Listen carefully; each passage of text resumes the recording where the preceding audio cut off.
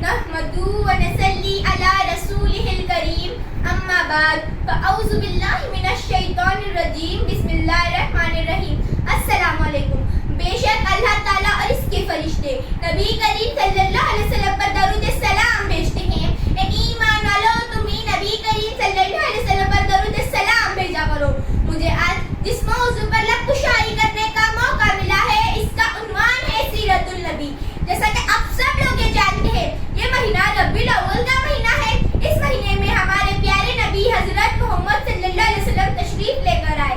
اس ہستی کی آمد ہوئی جس کی خاطر ساری کائنات بنائی گئی، یا عرش و فرش سجائے گئے۔ یہ حقیقت ہے، اگر ہمارے محمد صلی اللہ علیہ وسلم جلوہ نہ کیے ہوتے تو کچھ بھی نہ ہوتا، نہ زمین ہوتی، نہ آسمان ہوتا، نہ عرش ہوتا، نہ فرش ہوتا، نہ انسان ہوتے، نہ حیوان ہوتے۔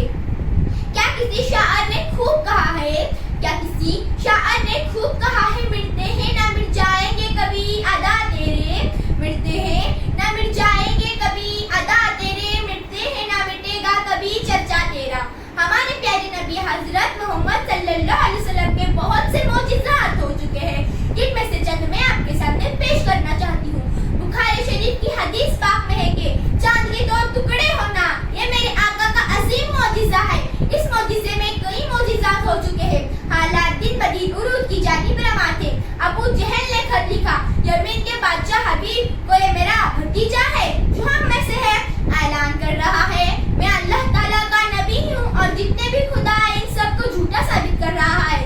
جو وہ کہتا ہے وہ ہو جاتا ہے، جو اس کو دیکھتا ہے تو آ کر ہمارا فیصلہ کر۔ ہم حبیب یمنی جب یمن سے چلتا ہے تو عرب میں آتا ہے، یعنی مکہ مکرمہ میں جب یہ بادشاہ ابو جہل کے پاس پہنچا، کہا کیا معاملہ ہے؟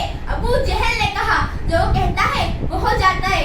آقا کی دہلیز پر آیا، آپ صلی اللہ علیہ وسلم نے اسے نگاہ نبوت سے دیکھا اور اسے اپنا کر لیا۔ حبیب کہتا ہے اگر آپ اللہ تعالیٰ کے نبی ہیں تو میرے 2 سوال ہیں، ان کے جواب دے۔ تو ابو جہل نے کہا یہ جادوگر ہے۔ تو یمنی بادشاہ نے کہا اگر یہ جادوگر ہے تو اس کا سر زمین پر تو چل سکتا ہے مگر آسمان پر نہیں۔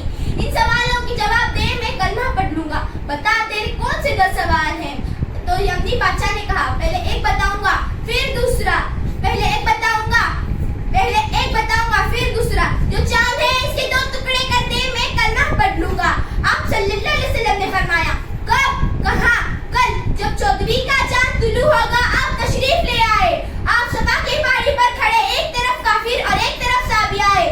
کافر خوش ہو رہے ہیں کہ آج کام پورا نہیں ہوگا، لیکن صحابیہ کا یہ علم تھا کہ آج کام ہو کر ہی رہے گا۔ میرے آقا نے صفا کی پہاڑی پر چڑھ کر کہا اے حبیب کیا چاہتے ہو؟ حضور جو چاند ہے اس کے 2 ٹکڑے کر دے۔ آپ صلی اللہ علیہ وسلم نے چاند کی طرف نظر اٹھائی اور کہا اے وہی چاند ہے جب حلیمہ کے آنگن میں حبیب کا جھولا ہلتا تو چاند بھی رقص کرنے لگتا۔ آپ صلی اللہ علیہ وسلم نے چاند کی طرف انگلی سے اشارہ کیا تو چاند 2 لفٹ ہوا۔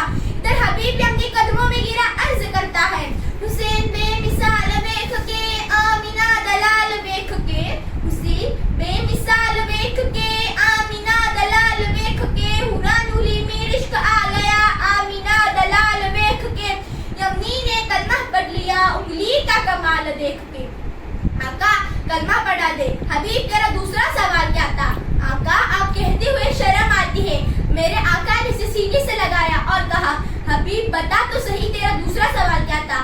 آقا اب جرت نہیں۔ آپ صلی اللہ علیہ وسلم نے فرمایا اگر میں بتاؤں تو پھر کیا ہوگا؟ ایمان پختہ ہو جائے گا۔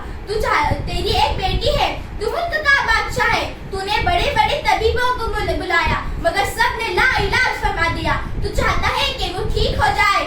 اللہ نے اسے آنکھیں تو دی ہے لیکن وہ دیکھ نہیں سکتی، پاؤں تو دی ہے لیکن وہ چل نہیں سکتی، ہاتھ تو دی ہے لیکن وہ پکڑ نہیں سکتی، زبان تو دی ہے لیکن وہ بول نہیں سکتی۔ نبی کریم صلی اللہ علیہ وسلم نے فرمایا اے حبیب یمنی آپ مکہ میں نہ ٹھہر، گھر واپس چلا جا۔